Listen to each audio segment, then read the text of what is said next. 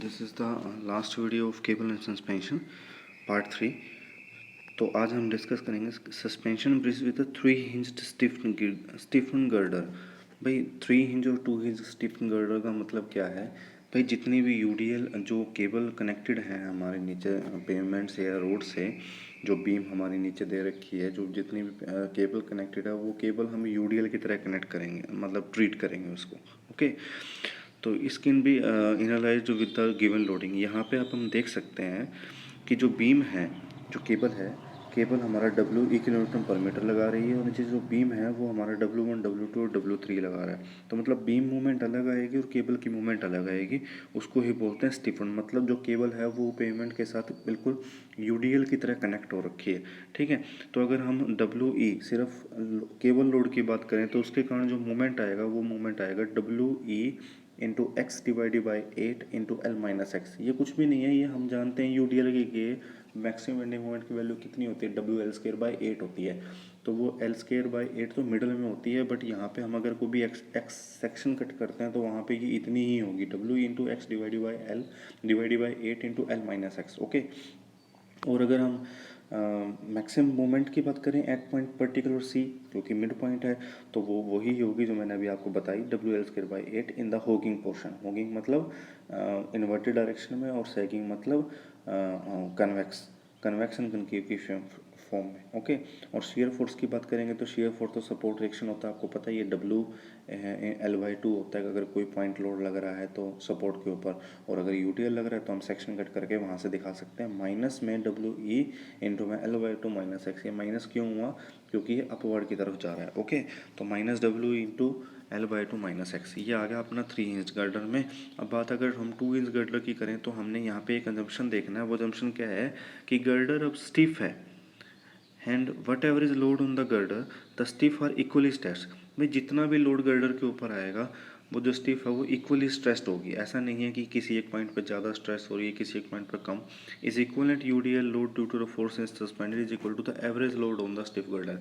तो भाई जितना भी स्टिफ गर्डर के ऊपर लोड आया वो लोड इक्वली डिस्ट्रीब्यूट होगा हमारा किसके ऊपर, यूडीएल के अंदर, जो हमारा डब्ल्यू ई लग रहा है।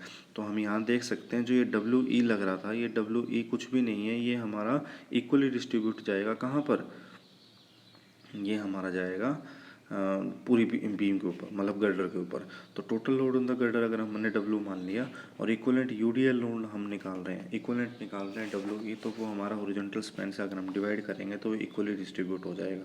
ठीक है, तो अगर हम थोड़ा डायरेक्शन की रिएक्शंस देखें तो फ्री बॉडी डायग्राम बनाया है यहाँ पे हमने। तो ए पॉइंट के ऊपर हमारी 2 रिएक्शन लग रही हैं, हॉरिजॉन्टल और वर्टिकल। ठीक है, बीच में सैगिंग आ रहा है जो कि एच डिस्टेंस का है, मतलब जिसको डिप बोलते हैं। और ये हमारी एक बीम है जिसका डी पॉइंट है जेड डिस्टेंस पे और टोटल एल लेंथ की बीम है। ठीक है, तो हॉरिजॉन्टल रिएक्शन तो हम अच्छे से देख के आ चुके हैं। हॉरिजॉन्टल रिएक्शन क्या होती है, वो है हमारी H is equal to W E L square upon में 8 इंटू में एच, ये हम अच्छे से देख चुके हैं। और वर्टिकल रिएक्शन कितना आ रहा है, डब्ल्यू ई इंटू में एल बाई 2। देखिए अभी यहाँ पे डब्ल्यू नहीं आ रहा है, डब्ल्यू ई आ रहा है, डब्ल्यू ई एल बाई 2 आ रहा है, ना कि W L by 2। W E क्या है, इक्वलेंट यू डी एल है, वो किसके इक्वल होगा, डब्ल्यू बाई टोटल स्पैन, मतलब स्पैन लेंथ के। ठीक है, और टी मैक्सिमम पिछली वीडियो में देख के आए थे, टी मैक्सिमम क्या होगा, it is the resultant. Resultant किसका, हॉरिजॉन्टल और वर्टिकल का। तो हॉरिजॉन्टल और वर्टिकल रिजल्टेंट हमने यहाँ निकाल दिया। ठीक है, अब गर्डर की बात करें, ये तो हमारे सपोर्ट की बात थी, वही सपोर्ट के ऊपर इतनी रिएक्शन आ रही थी और केबल के अंदर इतनी टेंशन पैदा हो रही थी। अब हम गर्डर की बात करें तो गर्डर के ऊपर 2 तरह के मूवमेंट आएंगे, हम ऑलरेडी देख चुके हैं, अभी मैंने आपको बताया। एक तो बीम मूवमेंट होगा और एक मूवमेंट ड्यू टू केबल जो इक्विवेलेंट यूडीएल की तरह लग रहा है। तो बीम मूवमेंट तो हम रिएक्शन से निकालेंगे, वो हम न्यूमेरिकल देखेंगे तब वहाँ क्लियर हो जाएगा। माइनस में movement due to the UDL, UDL के कारण मूवमेंट जो आएगा, ये नेगेटिव में क्यों लिया, क्योंकि मूवमेंट जो हमारा जो डाउनवर्ड कोर्स में होगिंग केशन में नेगेटिव हो जाता है, सैगिंग में पॉजिटिव हो जाता है। ठीक है, रेजिस्टेंस तो माइनस डब्ल्यू ई इंटू में Z into L minus Z divided by 2। Z कहाँ पे, ये डी पॉइंट की बात करें तो डी पॉइंट के ऊपर जितना भी यूडीएल है, डब्ल्यू ई है, तो डब्ल्यू ई इंटू में जेड, ये बन गया पॉइंट लोड। और कहाँ पे लाई करेगा, जेड बाई 2 पे, एल माइनस जेड बाई 2 पे लाई करेगा। तो वही हमने किया, तो टोटल हमारी ये बीम मूवमेंट आ गई। ये अगर हम देखें तो इन्फ्लुएंस लाइन डायग्राम से भी देख सकते हैं। ठीक है, और अगर हम शेयर फोर्स की बात करें तो एक बीम शेयर होगा और एक shear force due to W E होगा। तो वही हमने यहाँ पे सेम फॉर्मूला यूज़ करना है जो हमारा शेयर फोर्स था, डब्ल्यू ई इंटू में एल बाई टू माइनस में जेड, और यहाँ पे हमने यूज़ किया W E into Z into L minus एड डिवाइड बाई टू। तो यहाँ पे दो कंपोनेंट आ रहे हैं, एक बीम मूवमेंट और movement due to the W E, और एक शेयर मूवमेंट और shear due to the W E. Okay, तो बेसिक छोटा सा कंसेप्ट है, छोटा सा। तो अब इसको थोड़ा न्यूमेरिकल के साथ देखेंगे, न्यूमेरिकल करेंगे तो ज़्यादा क्लियर हो जाएगा आपका। तो सबसे पहले हम देख रहे हैं a suspension bridge of 80 metre and width of 6 metre is having two cable stiffed with a 2 hinge girder. 2 hinge girder का दे रखा है, विड्थ दे रखी है 6 मीटर की गर्डर की, और सस्पेंशन ब्रिज जो है वो 80 मीटर का सस्पेंशन ब्रिज है। The central dip of the cable is 8 metre and the dead load on the bridge is 5 kilometre, live load 10 kilometre पर। ठीक है, लाइव लोड आ रहा है 10 किलोमीटर, डेड लोड है 5 kilometre. Which cover the left half of the span, मतलब जो live load आ रहा है वो सिर्फ लेफ्ट हाफ पे स्पैन पे आ रहा है। डिटरमाइन क्या करना है, shear force and bending moment at 20 metre from the left hand and find also the maximum tension in the cable. भाई एक तो टेंशन निकालनी है और मैक्सिमम शेयर फोर्स और बेंडिंग मोमेंट निकालना है कहाँ पे, 20 metre from the left hand side. तो सबसे पहले हम देख लेते हैं टोटल लोड कितना है। ये मैंने डायग्राम बनाया, देखो ए एंड बी 2 इंच दे रखे हैं, एक के ऊपर हॉरिजॉन्टल रिएक्शन होगी, एक वर्टिकल रिएक्शन होगी, और वैसे ही बी के ऊपर हॉरिजॉन्टल रिएक्शन और वर्टिकल रिएक्शन होगी। ठीक है, अगर हम नीचे बीम देखें, जो गर्डर है वो ए डैश बी डैश मान लिया मैंने गर्डर, जो कि 80 मीटर का दे रखा है, और हमें डी डिस्टेंस पे शेयर फोर्स और बेंडिंग मोमेंट निकालना है, जो कि हमारा 20 मीटर डिस्टेंस पे, और सेंट्रल टिप आपको 8 मीटर दे रखे। तो सबसे पहले लोड की बात करें, टोटल लोड, इक्विवेलेंट लोड या कितना भी कैसे आएगा। तो सबसे पहले बात करें, हमने ये गर्डर बनाया, देखिए ध्यान से इसको, इस बीम को देखिए ध्यान से। ऊपर वाला लोड दे रखा है मैंने, ए बी गर्डर है जो कि 80 मीटर का है। तो डेड लोड कितना था, डेड लोड बोल रहा है ये 5 किलोमीटर, और लाइव लोड आ रहा है 15 किलोमीटर। तो मैंने टोटल 15 किलोमीटर मान लिया।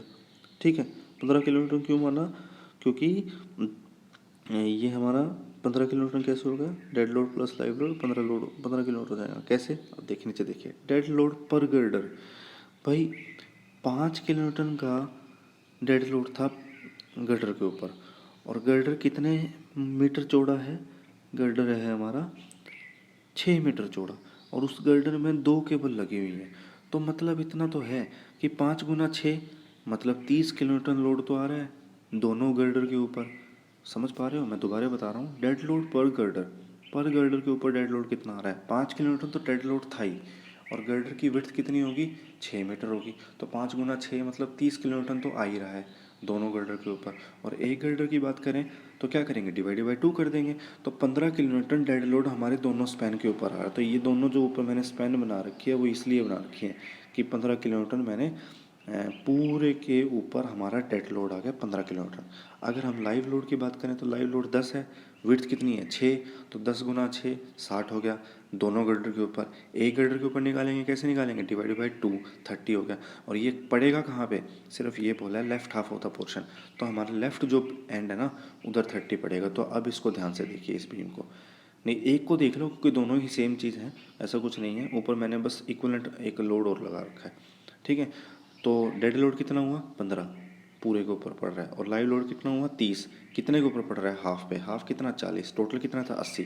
ठीक है, और इक्वलेंट लोड कितना आ रहा है डब्ल्यू ई, जो मैंने केबल का लोड दिखा रखा है आपको ऊपर वाले में, समझ आया। ठीक है, now therefore total load on the girder के ऊपर टोटल लोड कितना होगा, भाई ये पर किलोमीटर के ऊपर, पर मीटर के ऊपर 15 पड़ रहा है, मीटर डिस्टेंस कितना है 80, तो 15 गुना 80 कर दिया लेंथ। ठीक है, और 30 कितना पड़ रहा था 40 के ऊपर, तो टोटल आ गया हमारा लोड गर्डर के ऊपर 2400 किलोमीटर आ गया। ठीक है, अब इक्वलेंट लोड की बात करें तो इक्वलेंट अभी मैंने आपको बताया था कि वो इक्वल होगा डब्ल्यू बाई एल के। डब्ल्यू कितना आ रहा है टोटल लोड 24, और एल कितना है स्पैन 80, तो 30 किलोमीटर का केबल लोड आ गया हमारा इक्वलेंट। यहाँ से हम हॉरिजॉन्टल एक्शन निकाल सकते हैं, हॉरिजॉन्टल थ्रस्ट जिसको बोलते हैं, और उसका फॉर्मूला होता है W E L square by 8h। ठीक है, तो डब्ल्यू ई कितना है 30 अभी निकाला, एल कितना है 80, 8 इंटू में एच कितना है, डिप कितना है 8, तो 3000 किलोमीटर हमारा हॉरिजॉन्टल एक्शन आ गया। वर्टिकल एक्शन कितना होता है W E into L by 2, W E हमारा अभी निकाला 30, ठीक है, इंटू एल डिवाइड बाई 2, ये आ गया हमारा शेयर फोर्स। तो मतलब हॉरिजॉन्टल एक्शन और शेयर फोर्स हम निकाल चुके हैं। अब हम क्या निकालेंगे, टेंशन इन द केबल। तो टेंशन निकालने के लिए दोनों का मैक्सिमम रूट अंडर रूट कर देंगे स्क्वायर करके, तो हमारे टेंशन कितनी आ गई केबल के अंदर 3231.10 किलोमीटर। ठीक है, analyse the girder at a 20 metre span. अब पूछा क्या है कि 20 मीटर स्पैन के ऊपर लेफ्ट हैंड में हमें एनालाइज करना है क्या, शियर फोर्स और बेंडिंग मोमेंट निकालना है। तो अगर आप इसको अब सब कुछ छोड़ के भी अगर यहाँ से अब खुद भी करना स्टार्ट करें ना भाई, कैसे हॉरिजॉन्टल एक्शन एक कंपोनेंट आ गया, एक वर्टिकल कंपोनेंट आ गया सपोर्ट के ऊपर, और 20 मीटर पे पूछा है, तो करेंगे क्या, मूवमेंट अबाउट दिस भाई, मूवमेंट उस पर्टिकुलर डी पॉइंट के ऊपर मूवमेंट निकाल देंगे और शेयर फोर्स निकाल देंगे। ये आप S F T B M T में कर चुके हो।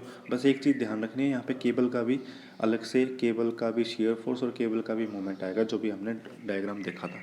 तो देख लीजिए, फॉर्मूला देखा था, टोटल फोर्स कितना होगा बीम शेयर के कारण और डब्ल्यू ई के कारण। तो बीम शेयर के कारण तो हम निकालेंगे कैसे, किसी भी पर्टिकुलर पॉइंट के ऊपर मूवमेंट ले लो, और वही मैंने यहाँ पे किया, रिएक्शन एट ए कर दिया ए डैश, और movement about B dash divided by S C कर दिया, तो वी ए आ गया मेरा 1500। और वैसे ही शेयर फोर्स मैंने यहाँ पुट करके शेयर फोर्स मेरा आ गया 600 किलो न्यूटन।